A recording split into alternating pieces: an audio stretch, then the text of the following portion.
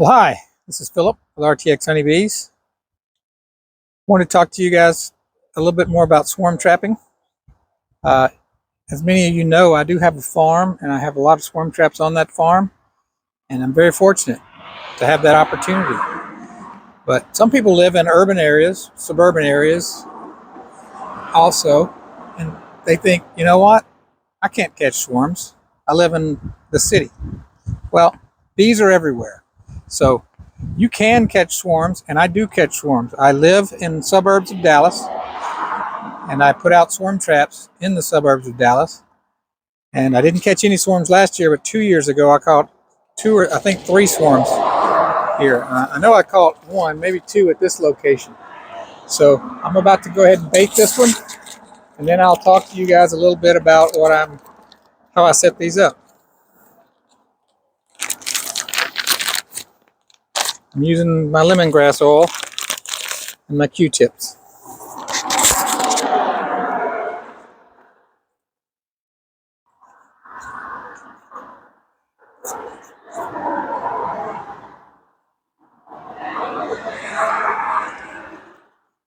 Rub a little around the entrance.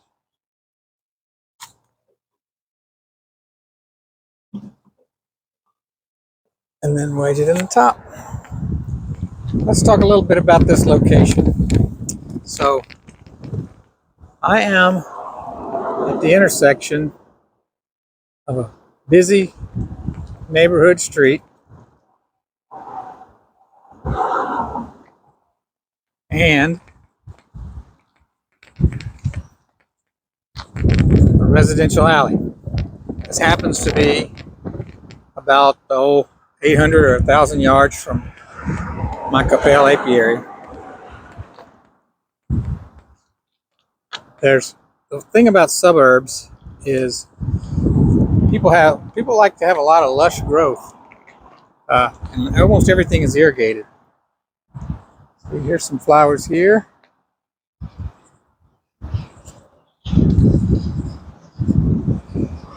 Check out this peach tree. It's a cool morning. I don't think I said before, but it's March 15th, 2023. I'll bet when the weather warms up, there'll be some bees on this peach tree. There's a drainage ditch that used to be heavily treed, but the city came in and cleaned it all up. But it'll still have, quite a bit of flowering grasses and plants.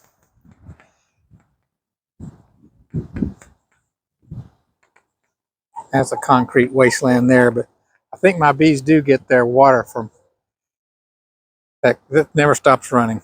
People are running their sprinklers almost year round, so it never dries up. So I think that my bees drink their water from that uh, drainage ditch. I have a goldfish pond, and I never see the bees in it. I believe they prefer moving water. All right, so I'll take you to a couple other locations to show you where I have traps set up. Okay. I'm in a typical residential backyard. Not my home, but someone related to me. And you'd think this wouldn't be a great place, but it's available to me, and I hung a swarm trap here 2 years ago in 2021. One of my first swarms that I caught was right here. So maybe we'll catch another one this year. I'm gonna put this old comb in there and bait it with lemongrass oil.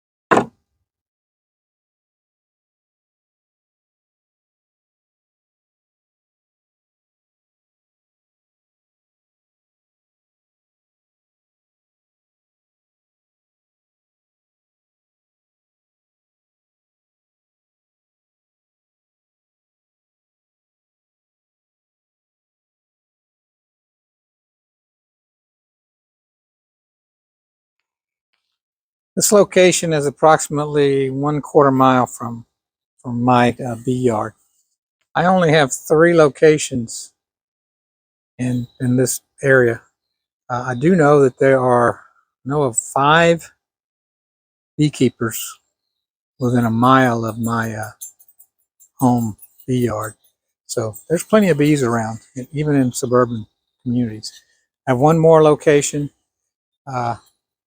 that I probably won't get to go to until this evening, but for you it'll be in just a couple seconds. Okay, we're at the last location. Like I said, it's that same afternoon, but probably seconds for you guys.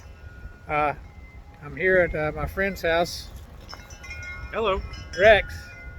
He's a pretty good guy, except he's an Alabama fan. So Roll Tide. some of you guys will like that, but most of us, despise it.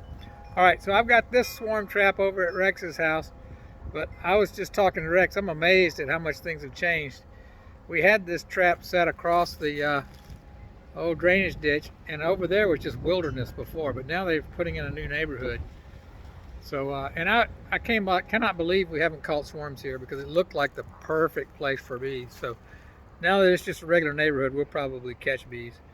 I know Rex has a tree in front that just is covered with bees, and they also, he has a waterfall, but it's not running right now. I don't know if I can get up there to see it. But it comes off of his hot tub, and the bees just drink water out of that constantly, it seems like, during the summer, right, Rex? Yes, sir. So anyway, I have not looked into this since last summer. So we're going to look into this and see what's going on, and then we're going to bait it up, and hopefully we'll catch a swarm this year.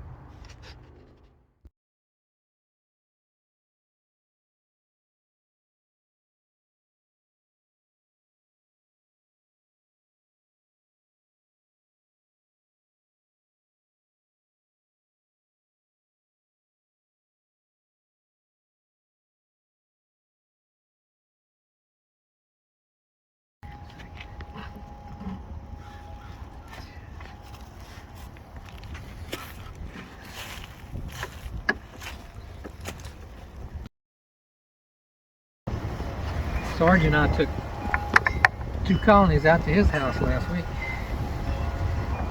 But I sold him. He's a bee man now, did you know that? To the Nakona house? Or the other house? In Nakona. Going up the coast to Oklahoma. Yeah.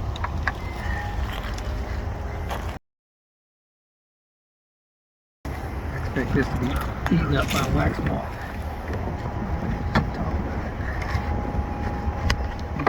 Yep. Oh, look at that. That's what wax moths are good for right there.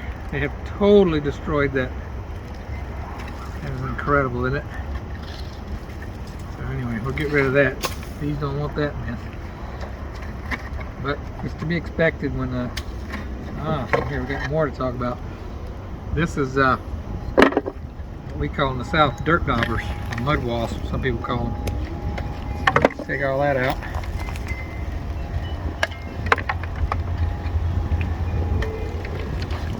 Should have come over here sooner. Rex. See, that's wax moth larvae. They actually bore into the wood. Look at these little divots. I'm gonna have to come over here and do a little more work on this one. More resources. You need to take it home with you and bring it back? Nah. Let's get it set up, and then I'll come back and work on it if I need to.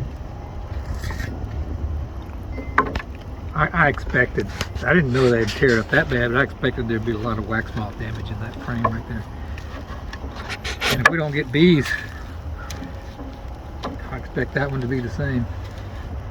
You know, wax moths are a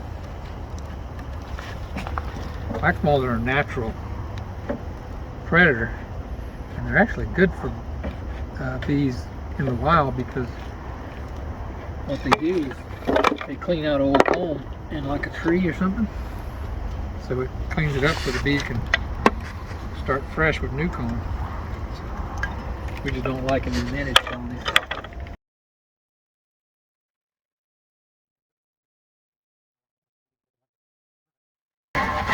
Should have brought my hive tool. A beekeeper should never go anywhere without his hive tool. They're handy for a lot of stuff.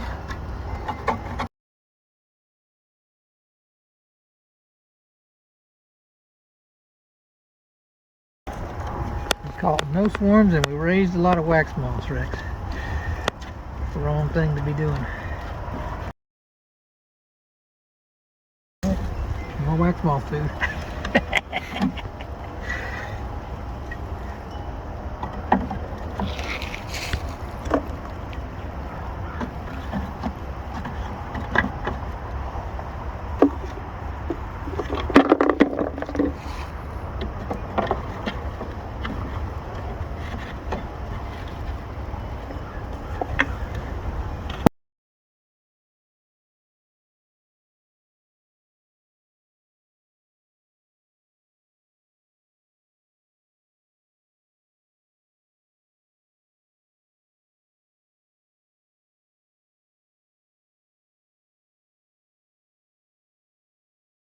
Nice to have a cameraman. I need to get you to come with me all the time.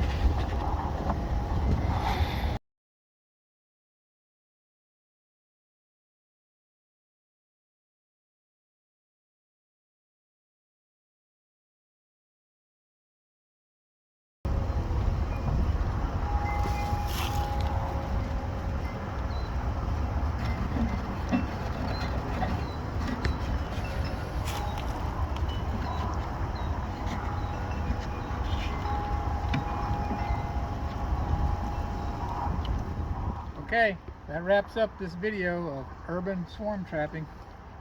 This is Philip with RTX Honeybees. Thanks for watching.